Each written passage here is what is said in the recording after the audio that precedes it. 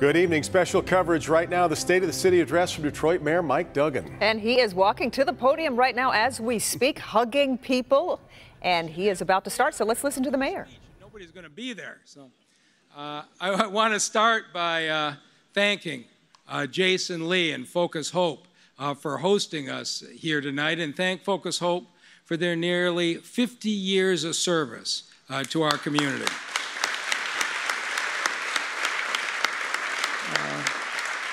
And I want to start with a special word to Janice Winfrey, who I wasn't expecting to see here tonight. She woke me with a phone call early yesterday morning with the really devastating news that she just lost her father, who she was very close to. And she said she didn't know if she could be here tonight. I was surprised to see her. And Janice, I want you to know we're really glad you're here, and our thoughts and prayers are with you and your family. God bless you.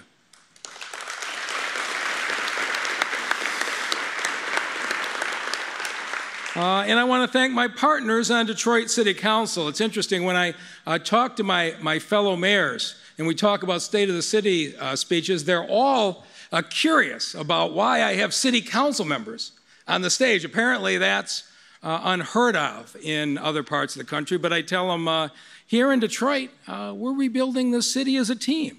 It's the mayor and the council together. And our goal is to rebuild Detroit in a way that includes everybody. It means all of our talents, the mayor and the council, have to be included in those plans. And at this point, I'd like to introduce my partners, starting with our great council president, Brenda Jones.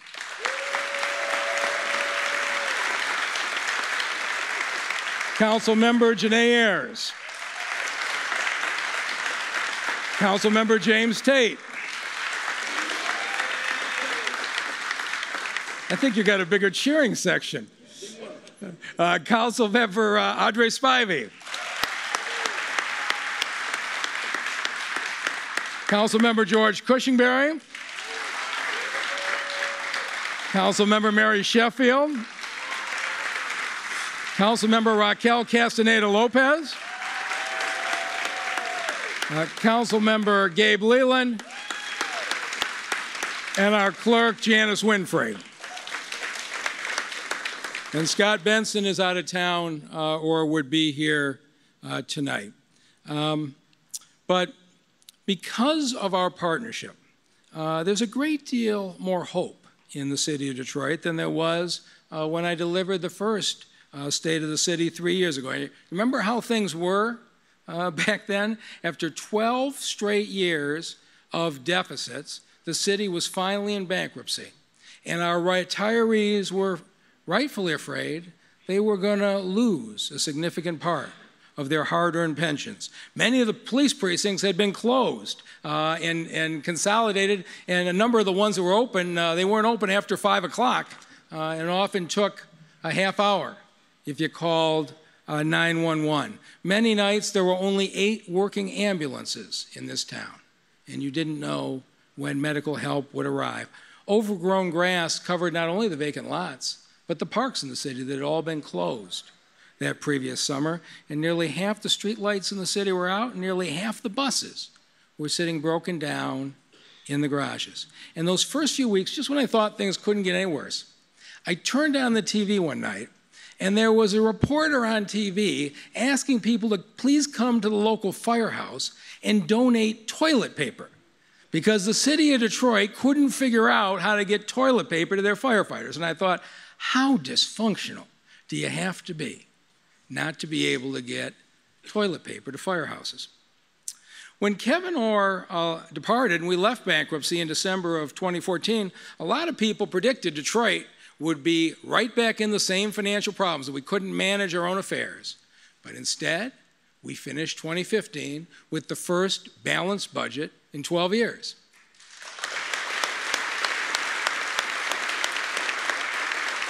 And then last year, we finished with the second balanced budget. And this June, we're going to finish with the third balanced budget.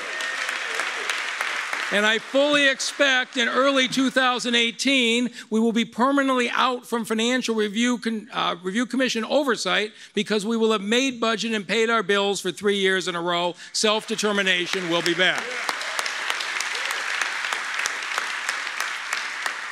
And we balanced that budget while cutting emergency response time on police and EMS in half by getting the 65,000 street lights on, while reopening all 270 parks, while demolishing 11,000 vacant buildings and getting another 5,000 occupied.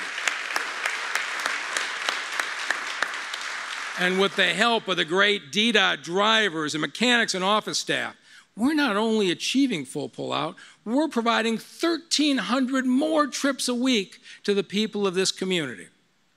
So we know we've got a long way to go, but I want to take a minute to introduce the cabinet who's been working on this. Most of the year, all they hear from me is why they're not doing more. And so this is the one night of the year they get some recognition. If you see somebody, please tweet them. They really enjoy that.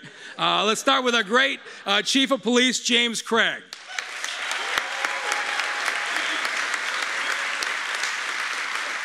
I'm going to ask you to hold your applause to the end, or my speech will be over when we're done. Alexis Wiley, our Chief of Staff, Dave Masseron, the Deputy Chief of Staff, John Hill, our Chief Financial Officer, Beth Niblock, our Chief Technology Officer, Butch Hollowell, our Corporation Counsel, Charlie Beckham, the Head of the Department of Neighborhoods, Eric Jones, our Fire Commissioner, Dave Minardo, the Head of Operations. We have Dan Dirks, who's running DDOT. And we have, you're sitting in the wrong order here on me. Denise Starr, I knew that, I shouldn't look at my page. Head of HR, Gary Brown, the head of the Water Department, Portia Roberson, our Civil Rights Director, Lisa Howes, our Government Affairs Director, Jed Halbert, who runs the Economic Development Operation, Arthur Jemison, our Housing Director, and our newest cabinet member, Jonae, please stand up. This is her first week on the job. Jonae Caldoun, our Health Director, whose family is from Detroit, but she went out to Penn for medical school, was working in the city of Baltimore as a nationally renowned leader of the health department, and has come back here home and is now leading the health department of the city of Detroit. Please give a big hand to the entire cabinet.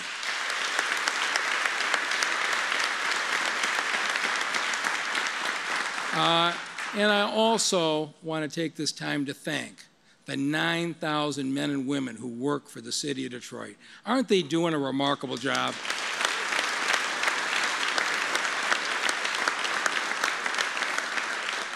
So that pretty well gets us to the conclusion of the discussion of the things we've already done. Because I don't really want to talk about what we've done. I want to spend the rest of the night talking about what comes next. We've improved the basic services, but if we're going to fulfill a vision of building a Detroit that includes everybody, we've got to do a whole lot more. And so I hope the staff will forgive that we won't spend a lot of time on the past, but instead talk about the things that we're going to do. We're going to spend tonight talking about what comes next. And you can't have a recovery that includes everyone if there aren't jobs available for everyone willing to work. And the unemployment rate in Detroit has gone down from 18% 3 years ago to 9.8% last month, which sounds like a great accomplishment. Except at 9.8%, it still remains the highest unemployment rate of any city in the state of Michigan. We have a whole lot more work left to do. And so as our next step, starting tomorrow, we're attacking the problem by creating a whole new platform, which we're calling Detroit at Work. The Detroit at Work website is live now on the city's webpage, and it links you to training programs. But here's what's different about what's happened in the past. This time, we went to the employers in this city, and we said to them, what jobs are you hiring for? Tell us where the vacancies are right now. And then we went to the training programs that were training for those jobs, so people knew if I actually went through this program, there'll be a job for me at the end of the line. And that's all we're going to do is put in training programs. We know there's a job. And it's interesting in this world how you hit on these ideas. It came out of a training program. We started at the Ryan Correctional Center for Returning Citizens, something Councilmember Janae Ayers was a sponsor of. And what we are doing is taking returning citizens 6 months away from being released. And we have about 3,000 people a year released from the prisons of the state of Michigan come back to the streets of Detroit. And if we don't have something productive for them to do, we know they're going to get right back up to what they were doing before. So we got together with the state of Michigan and said, let's identify people 6 months before they're getting out. And we're only going to train them for jobs that we know exist. And so we talked to our employers, high-low operators in warehouses. You get a certificate to be a high-low operator, they can't fill them. Lead abatement specialists that take out the lead to renovate the houses so we can rent them out in the city. You need special training, you get a certificate.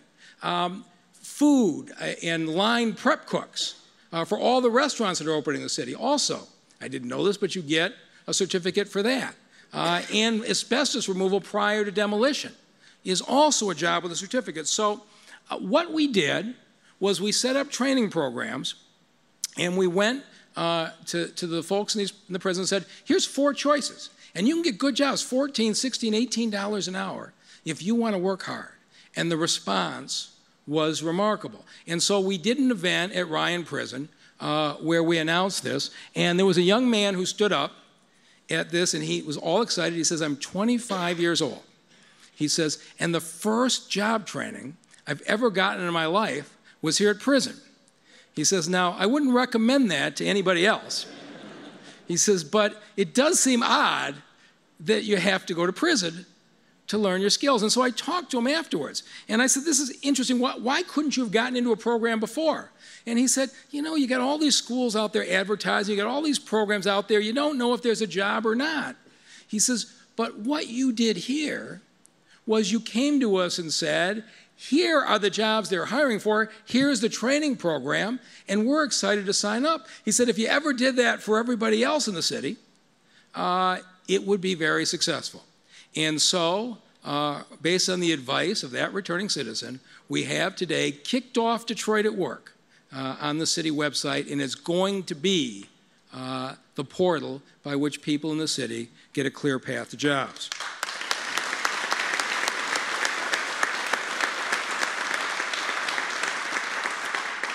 So Jeff Donofrio, who's doing a great job running this program, is sitting down with the different employers, and they're now all on this workforce board, the Detroit at Work board. And the hospitals come in, the heads of DMC and Henry Ford and St. John's. We said, okay, what have you got? And they said, we have all kinds of entry-level jobs that we can't fill, whether they're patient care assistants or people who work in the cafeteria, people push folks in the wheelchairs. They said, well, how can you not fill jobs in this city where we got such high unemployment? And they said the biggest problem is we can't get transcripts, high school transcripts from the Detroit Public Schools. You can't hire somebody under a hospital if you don't have the transcript. And Jeff says that can't possibly be true. And so they went over to the Detroit Public Schools. And you know what they found? 1 million paper transcripts in a warehouse, in a school system run by an emergency manager who was dealing with everything he or she could at the schools. It took 2 to 3 months every time a hospital sent a request for a transcript. And by the time they got the transcript, somebody else had the job.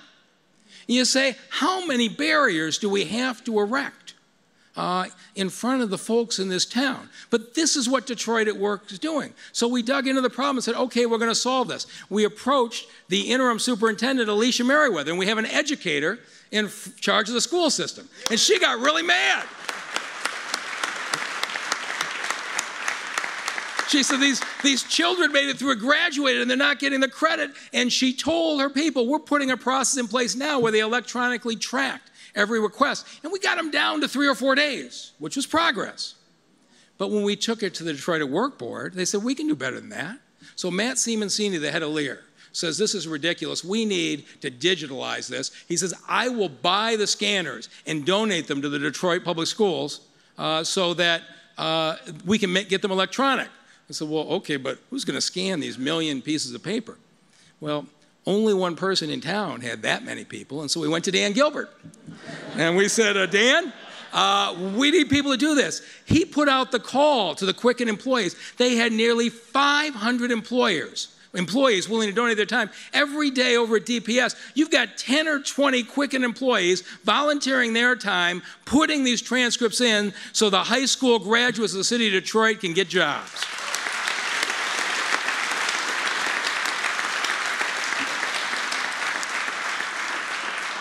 This is the way we work as a community. Council President Brenda Jones has headed up the effort on the Skilled Trades Task Force for years. But it has just been so frustrating to get men and women of color to have opportunities to be in the trades. And so when the city does projects that it supports, we have a requirement that 51% of the hours worked actually be done by city employees. And since Portia Roberson's taken over, she actually goes out every 2 weeks and audits the books. And we started finding people who weren't making their numbers. And we started to collect money in fines. But they weren't getting employed. And Portia came in one day and says, "You're not going to believe this." She says, at the hockey arena site today, they got 120 plumbers working on site. I said, "Okay." She says, "There's only 58 licensed plumbers in the city of Detroit. If they hired every single one, they wouldn't make 51%. We've got to change this program from a fine collecting program to an employment program." So we sat down with the Plumbers Union and we said, what can we do differently? We want to get Detroiters into these training programs.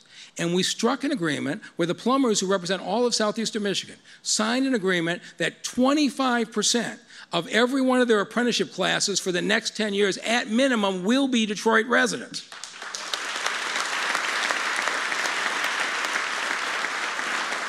And they've committed to tripling the number of plumbers in Detroit over the next 10 years. And then the carpenters came in and said, we want to do the same thing. And the carpenters signed the same agreement. And now the carpenters and the plumbers are out recruiting in Detroit. And I got a chance to go to the last plumber's apprenticeship class. And to see such a diverse and excited group of future plumbers was amazing. But speaking to them was a woman by the name of Adrienne Bennett, the first African-American female master plumber in the state of Michigan. And she's now a plumbing contractor. And she was there to say, being a plumber is a good thing. She says, but being a contractor is a lot better. You all need to be thinking about going into business. And she had them all fired up about starting to start their own businesses.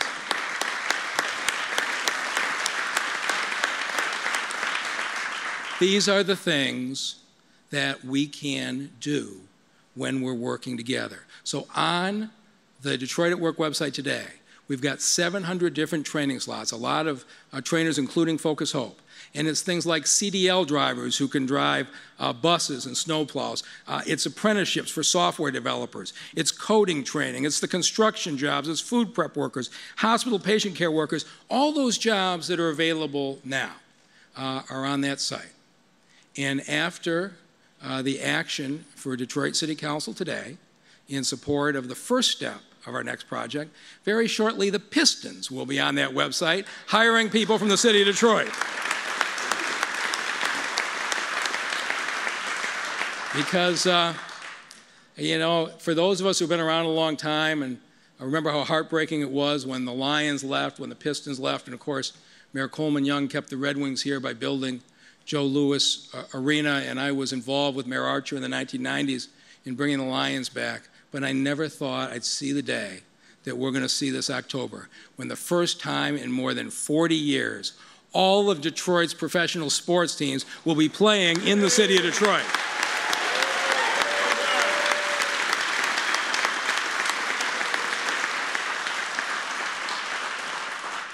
And I also want to thank the business community for the enormous support of Grow Detroit's young talent. Last year, we hired 8,000 young people for summer jobs. We've already got nearly 5,000. And so to the young people in this community for summer jobs this summer, the open enrollment is ongoing. And this year, we've got hundreds of employers who are looking to improve what they're doing and actually create more traditional internships, link you to jobs that you might be interested in. You're going to have to go through interviews.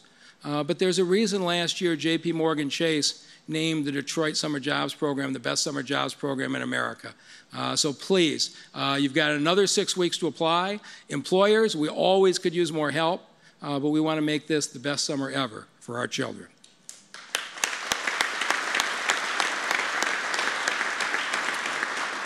And our youth are also being supported in their aspirations to go to college. Last year, the Detroit Promise made our city the first major city in America to offer 2-year free college tuition to anybody who graduates from one of our high schools to go to community college.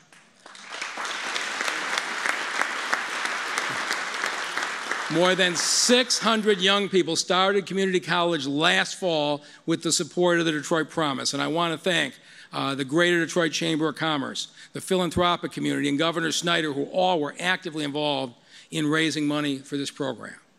So, what happens next? This year, we're extending the program.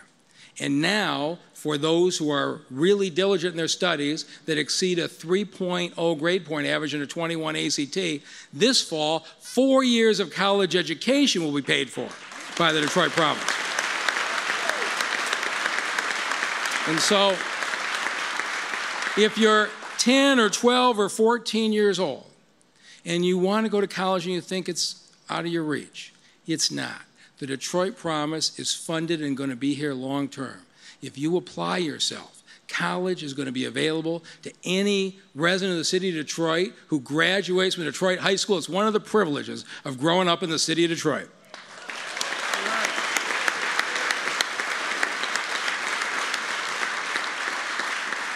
And the need for providing our children real education opportunities is the reason that I have so strongly opposed the State School Reforms Office proposed closure of the 24 Detroit Public Schools.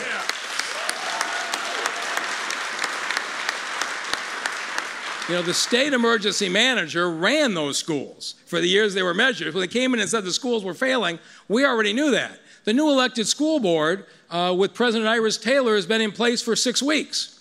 They haven't had an opportunity to address the problem. And they're not saying these schools are where they need to be. They know they need to be turned around.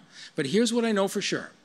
We have 110,000 school children in this city, which means we need 110,000 seats in quality schools.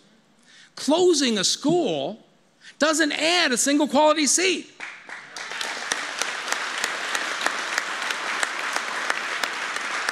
All it does is bounce our children around from place to place. We know we need to improve these schools, but before you close a school, you need to make sure there's a better alternative. And I've been encouraged by the conversations between the school board leadership and the governor's office this week. I'm optimistic we're going to work things out, but I want everybody in this community to know that I will be standing with President Iris Taylor and the Detroit School Board on this entire school closure issue.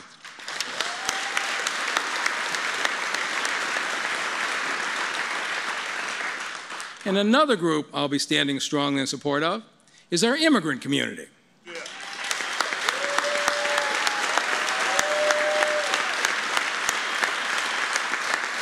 And I know Detroit City Council feels the same way I do.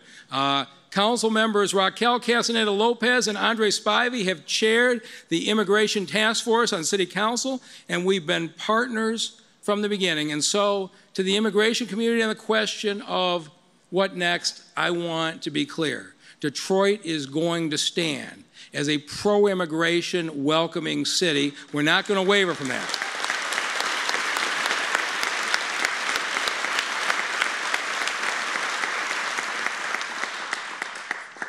I want to take a minute to talk about what's happened because there have been some media reports that I think have created unnecessary anxiety.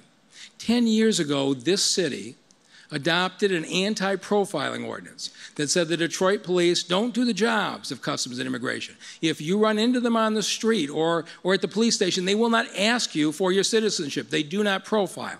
That policy has been included in every police training academy for the last 10 years, and it is core to who the Detroit police are today, and it has not changed.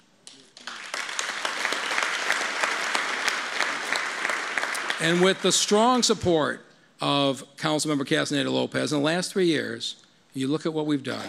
We've created the first ever Office of Immigration Affairs with Fayrouz Saad as our director. We became certified as America's 41st welcoming city for our progressive policies on integrating immigrants into the community. We've increased the hiring of bilingual staff and are putting out our documents in multiple languages. Last year, we became the second city in the state of Michigan to offer municipal IDs for those lacking documentations, and we've welcomed more than 50 Syrian refugee families into the city of Detroit, and they've come here with nothing but acceptance, because that's who we are as a city. I want to talk to another group of Detroiters who are feeling vulnerable tonight. Those people living in affordable housing who are afraid they might get pushed out of their homes to make room for wealthier residents. What's next for you? I want you to know that this mayor and this council are going to do everything within our legal power to keep your housing affordable and keep anyone from moving you out. So I really became aware of this in 2013 when I was campaigning for mayor, and I went to a senior center over on Griswold, and the seniors were kind enough to interrupt their bingo game to talk to me, which doesn't happen every day in this town when a politician comes in. And we spent a special afternoon as they told me about raising their families in the city and how much they love being there. A month later, those seniors got a notice. They were all being kicked out of their affordable housing because the building had been sold. And I said, how could this happen? And the administration's reaction was basically to shrug, like nobody cared. And I said, how can you not care? And the way affordable housing works in this country is HUD, the federal government, enters into long-term contracts with building owners where they say, we'll pay a part of the rent, and your tenants who can't otherwise afford to live there will pay the rest. And they'll sign agreements for 30 years so you know when these things are happening. Well, the city, you would think, should have known, because it was a 30-year deal that ran out, and nobody did anything while they sold the building. And when I looked at it, I found out we had 50 buildings with 5,000 people in affordable housing set to expire in the next 5 years. In other parts of the country, there's an active housing program. And so one of my first priorities was to recruit somebody who knew housing. We went and got Arthur Jemison, one of the national housing experts, came from Boston, Massachusetts. And when I showed this to him, I said, we got to find a solution to this. And he came back pretty shortly and says, we got a problem. I said, what's your problem? He says, we got 2 more buildings right next door on Washington Boulevard. Same thing's happening. They're expiring. The building's going to be sold.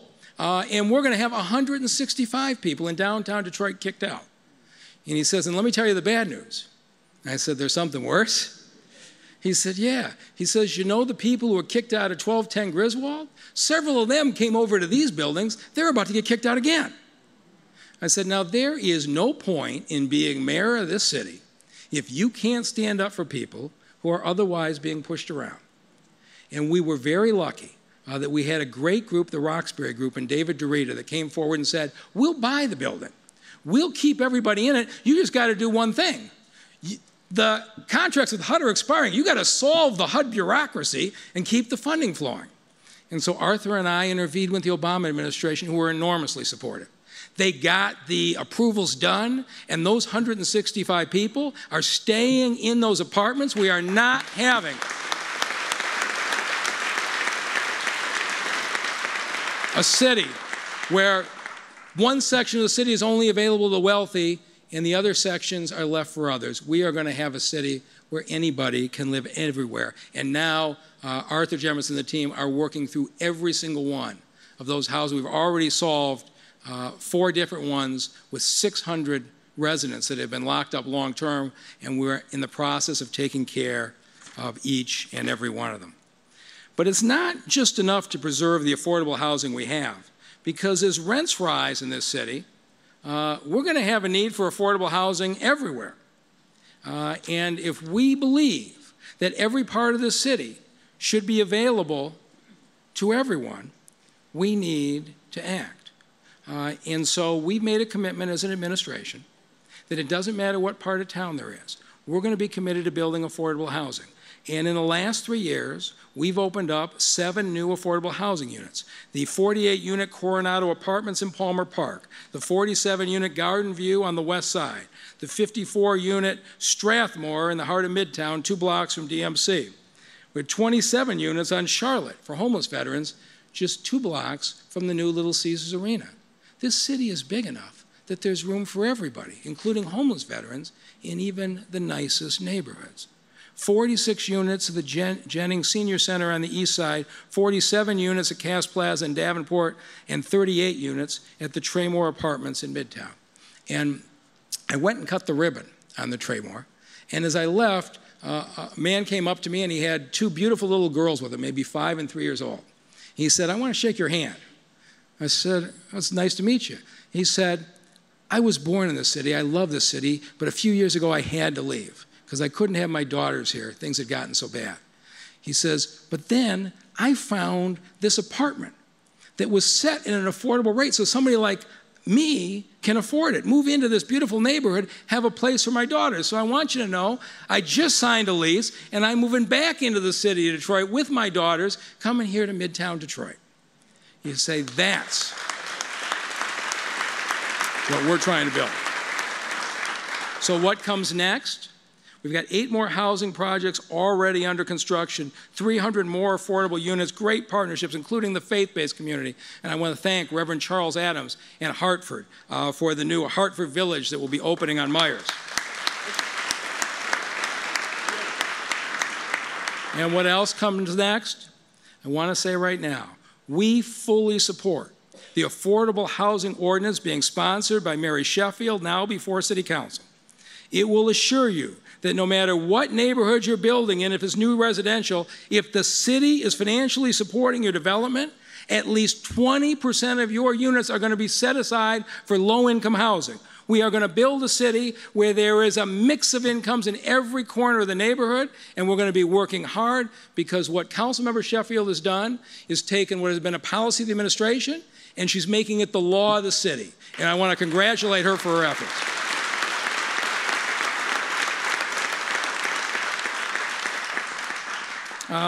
But as we all know, the recovery of Detroit is going to be defined by the progress of our neighborhoods. And I ran a campaign where I said every neighborhood is going to have a future. And nothing was choking the life out of our neighborhoods faster than the abandoned homes. So what comes next? In 2017, we are going to speed up the demolition of homes, and we are going to do it in full compliance with all federal and state regulations.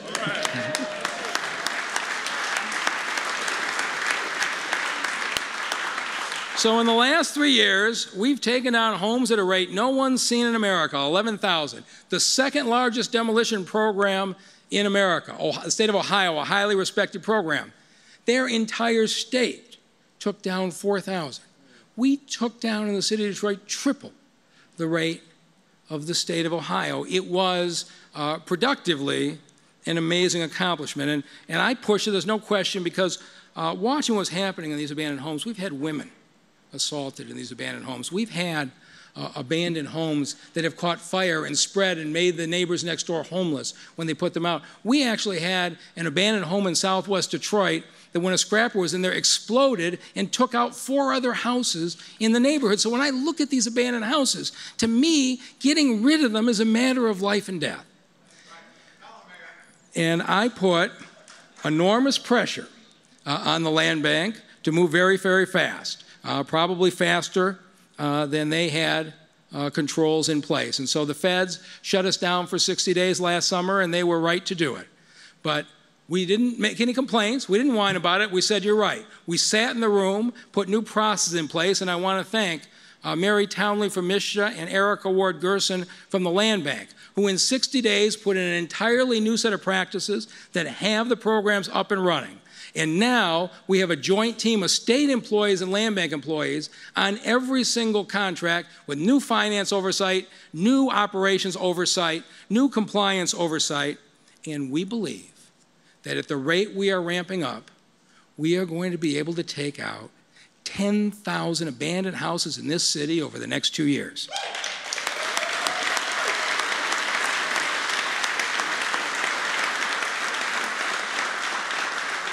But this time our goal is not only to be the fastest. We are committed to being a program that is fully compliant with all state and federal regulations so that our supporters never have reason to regret having supported us. Because We wouldn't have this $130 million to take out the next 10,000 houses if it hadn't been for a special appropriation of Congress and the support of the governor. And we got it through the efforts of Senator Dabby Stabenow and Congress members John Conyers and Brenda Lawrence. We got it with huge lobbying efforts by Dan Gilbert and the head of J.P. Morgan Chase, Jamie Dimon. We got it through the efforts of Wendell Anthony and Jesse Jackson, who reached out to people that I didn't have a relationship with. It was a remarkable legislative achievement, and I just want to say to all of you who helped us get this done, we're going to run this program in a way that will make you proud that you supported us.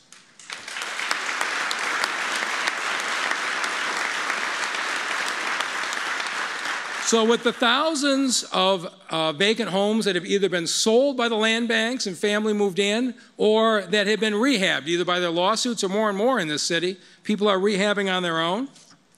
We started with 40,000 vacant houses in the city 3 years ago. We believe by the end of 2018, we will be down to 10,000 abandoned houses in the city.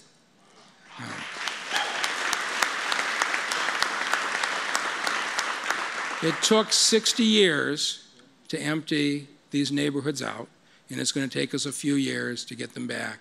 But we are treating this issue with the urgency it deserves. And as we ramp up the demolitions, we're very conscious of our responsibility environmentally. I was really pleased that the EPA has named Detroit's demolition practices the state-of-the-art for environmental practices of any demolition program in the country.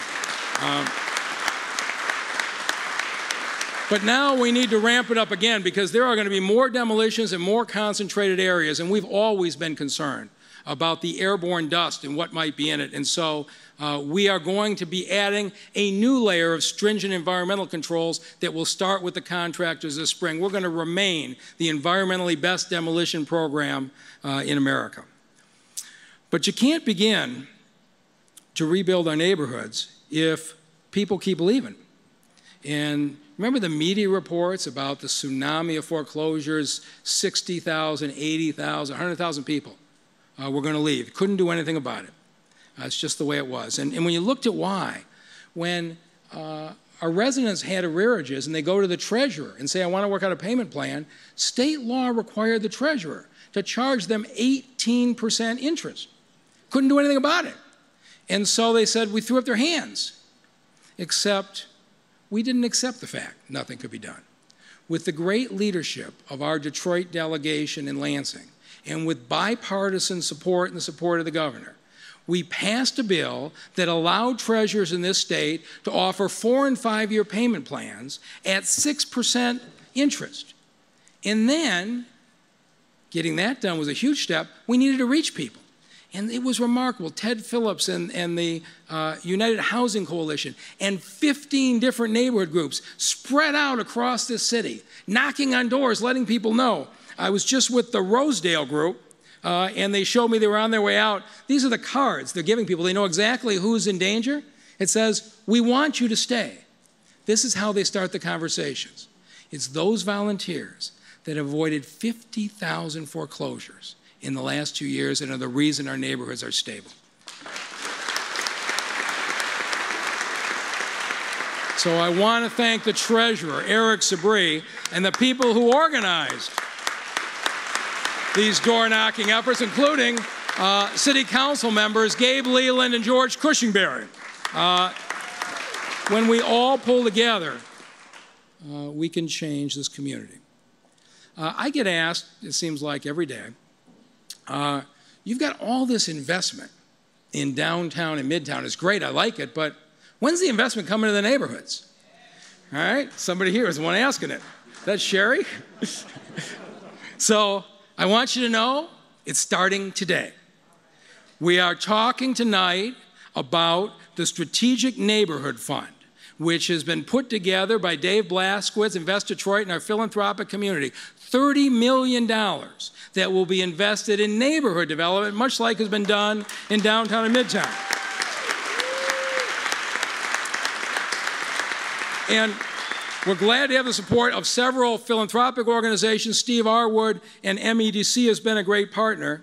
And here's what we're doing with that $30 million. We're starting in 3 neighborhoods to prove it makes a difference. In the Livernois-McNichols area, in the West Village area on the east side and in southwest Detroit near Clark Park. And as we roll out these things, the city of Detroit's trying something different.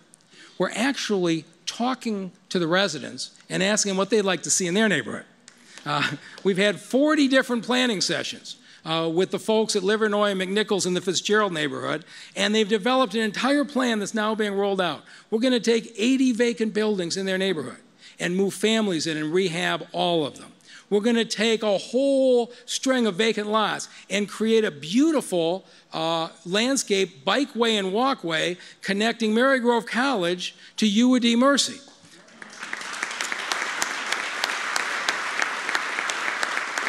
And we're going to take vacant storefronts along Livernois and McNichols and start to move in the kinds of shops that people in the neighborhoods need. Then we go over to southwest Detroit and the group by Clark Park, and they said the first thing we need is we have this group of dilapidated row houses that's been depressing this neighborhood. And so we've taken on as the first project at their request, renovating, getting occupied that group of row houses, and we're going to build from there. Then we go over to West Village. And they said, we need more retail, more shopping. We've already started a retail and apartment complex, the Co., and we're about to open up a second one, or start a second one, on Kercheval. If we can prove that when you invest in these neighborhoods, the neighborhoods start to come back, the first $30 million will only be the beginning. And so I want everybody to watch what happens, because if we can prove this works, and I do believe it will, then we're going to go back for another $30 million and another $30 million as we move across the neighborhoods all through this city.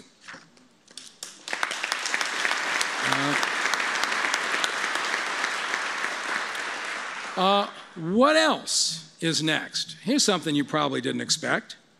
This May, you're going to see street sweepers on the streets of Detroit.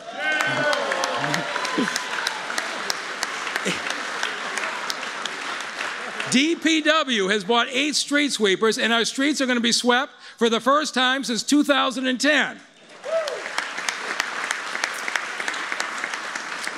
And you know all those catch basins that flood up on the street every time it rains? Well, Gary Brown and the Water Department have just bought 8 new Vactors. And I can't tell you I knew what a Vactor was before, but I know what it is now. And they're going to go into those storm drains and suck the clogs out of there so we start to make some progress. Now Gary tells me that there are 90,000 storm drains that haven't been maintained in a while, but we're going to get to them from the most flooded to the least, but you're going to start to see this kind of attention. The other thing that we're going to be doing is we're going to try and address the homeowners insurance in this city. And unlike car insurance, which the legislature controls, this is something we can do. And here's what I found out. In 2013, there's a group called the Insurance Services Organization that rates fire departments across America. And your homeowner's insurance is based on their rating. The city of Detroit has always been rated a 2, one of the highest ratings in the country, and we enjoyed fairly low rates. But in 2013, you had 30,000 fire hydrants that weren't being inspected. Remember the stories? Firefighters would show up and there'd be no pressure in the hose. We had fire trucks breaking down on the way to fires. And so the national organization came in, they assessed the fire department, and they downgraded us seriously, which is probably costing everybody in this room $100 to $200 a year more because of the performance of the fire department. But now we have a new leader of the fire department, Eric Jones, our fire commissioner, and we have a partnership with Mike Nevin, the president of the Firefighters Union. I don't remember when the president of the Firefighters Union and the fire commissioner got along, certainly not since I've been around. And they are working together to address this.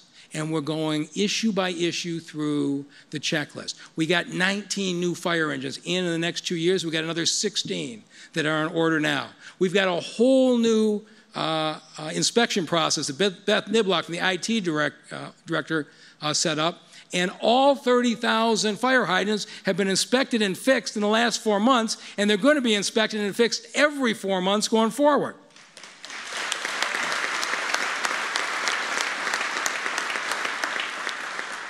We've got new training, new dispatch system, and when these fire trucks come in this summer, this fall we're inviting the insurance organization back and ask them to do a reassessment. And if we succeed, as I expect we will, and we get raised back up to a 2 in 2018, not just homeowners, but businesses in this city will see an impact. This is something we can control, and I want to say congratulations to everybody in the fire department for your contribution to making this a little better.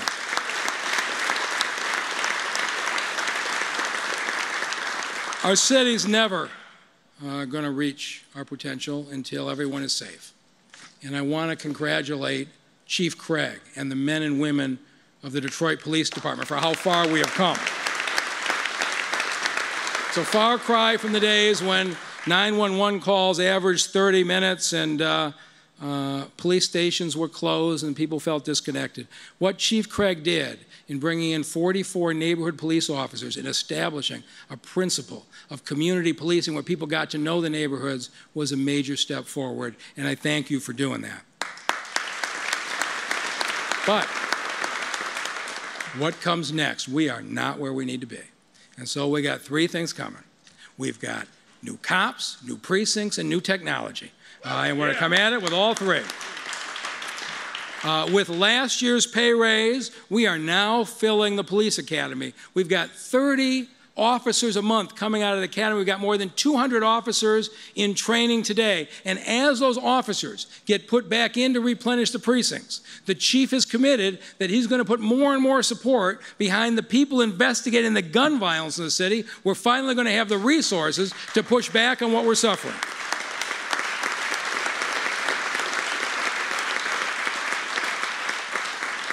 We've already reopened a new 3rd precinct, a new 5th precinct, and with the support of Council Member James Tate, this June, we're going to reopen something that never should have been closed, the new 8th precinct.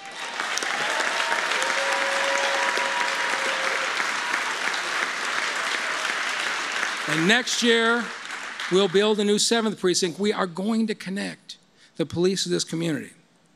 And then new technology.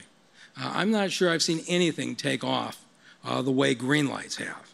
I mean, we now have more than 100 green light partners in this city. And from the time we started out, it was a year ago, we had the first 8, we weren't really sure what was going to happen. Comcast and DTE came in with discounts that made it affordable as we moved from one to another. The violence and crime have dropped dramatically at the green light stations. And when crimes do occur, I can tell you, as a former prosecutor, the easiest way in the world to get a conviction is play a color video of the person committing the crime. Yes. We are now hearing stories of people in this community treating the green light stations as safe havens. If they're feeling in danger, they're either walking or driving over to a green light station to call 911. That was a good step, but we need to do more, because it shows what technology can do. We were certainly disappointed we didn't drop the homicide rate last year, but those stories of people being carjacked at gas stations were going every week. With green lights last year, carjackings in the city of Detroit dropped 28%, our biggest crime drop of any category. Technology works. And so in May, there's going to be a massive real-time crime center opened up at police headquarters with huge numbers of crime analysts, lots of screens. One of the issues with green lights is we've had community groups and police go and persuade different folks to sign up, but we've got some where it seems like the people who are out in front seem to be treated with a lot of affection by the people inside the business. And so with the support of Councilman Andre Spivey, who sponsored the original ordinance requiring businesses to have cameras, we are going to be asking over the next 18 months that council adopt an ordinance so that businesses in this city that take customers after 10 p.m. be required to be green light businesses and protect their customers.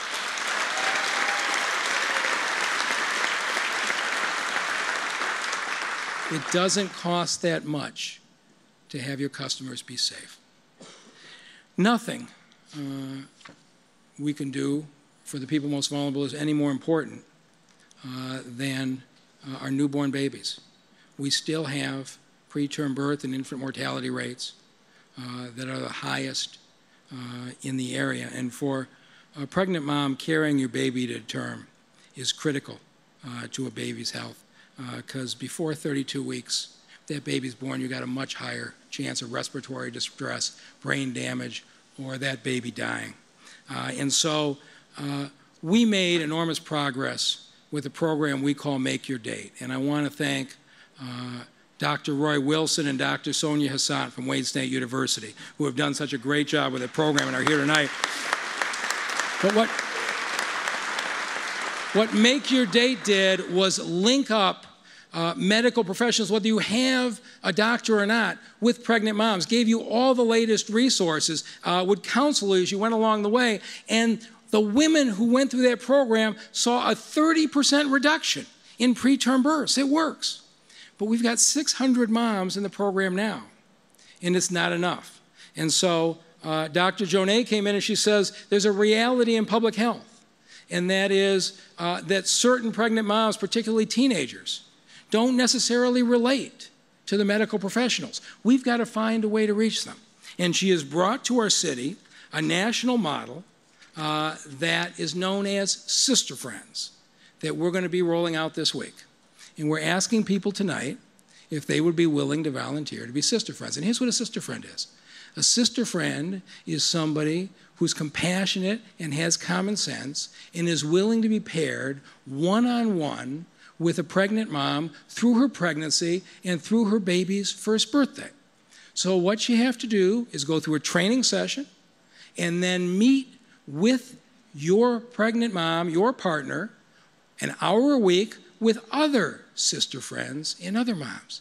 And what they have found nationally is this, that when these pregnant moms, particularly these teenage pregnant moms, have somebody they see as a sister that they confide to, that the advice they get on nutrition and exercise and making their doctor's appointments is taken in a whole different way. And so if you believe that it takes a village to raise a child, please go to our website and look at Sister Friends. If you think you have it in your heart to help one mom get through one birth, we'd love to have your help. And if you're a pregnant mom out there who would like the Sister Friend, please go to the website, because the Detroit Health Department is going to pair you up and see if we can't change the health of our youngest people.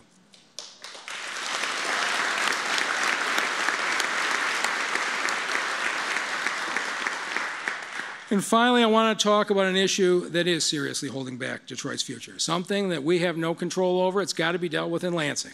And you all know what I'm going to say. Car insurance.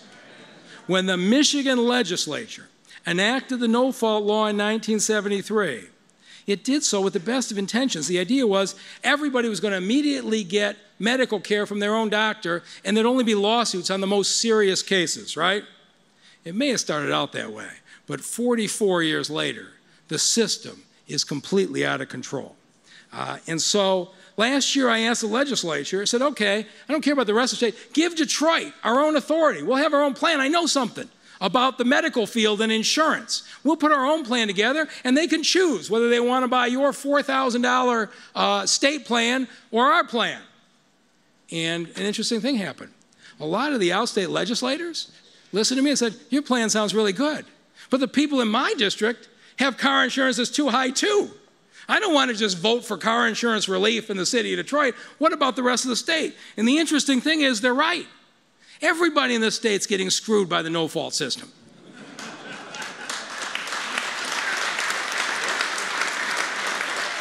In Ohio, it costs $900 a year to get car insurance.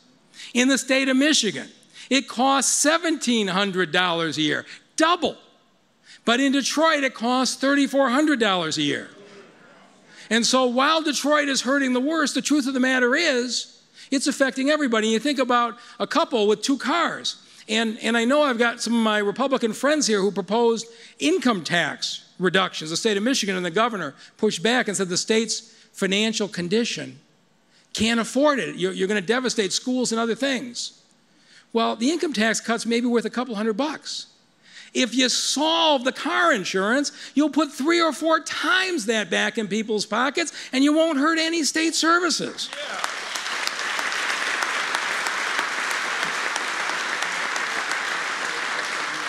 So there's a reason why only 12 states in the country still have no fault. It's ridiculously expensive.